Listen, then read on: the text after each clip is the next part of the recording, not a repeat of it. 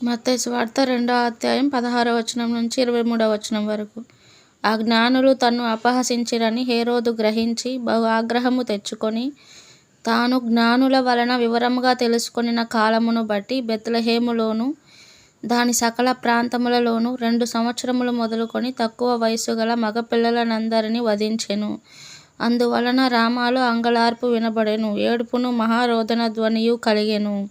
రాహేలు తన పిల్లల విషయమై ఏడ్చుచు వారు లేనందున ఓదార్పు పొందనొల్లకయుండెను అని ప్రవక్త అయిన ఇర్మియా ద్వారా చెప్పబడిన వాక్యము నెరవేరెను. హేరోదు చనిపోయిన తరువాత ఇదిగో ప్రభువు దూత ఐగుప్తులో యోసేపునకు స్వప్నమందు ప్రత్యక్షమై, నీవు లేచి శిశువును తల్లిని తోడుకొని ఇశ్రాయేలు దేశమునకు వెళ్ళుము, శిశువు ప్రాణము తీయజూచుచుండిన వారు చనిపోయిరని చెప్పెను. అప్పుడతడు లేచి శిశువును తల్లిని తోడుకొని ఇశ్రాయేలు దేశమునకు వచ్చెను. అయితే అర్కెలాయు తన తండ్రి అయిన హేరోదునకు ప్రతిగా యూదయ దేశమును ఏలుచున్నాడని విని అక్కడికి వెళ్ళవెరచి స్వప్నమందు దేవుని చేత బోధింపబడిన వాడై గలిలయ ప్రాంతములకు వెళ్ళి నజరేతను ఊరికి వచ్చి అక్కడ కాపురముండెను. ఆయన నజరేయుడనబడునని ప్రవక్తలు చెప్పిన మాట నెరవేరునట్లు ఈలాగు జరిగెను. ఆమెన్.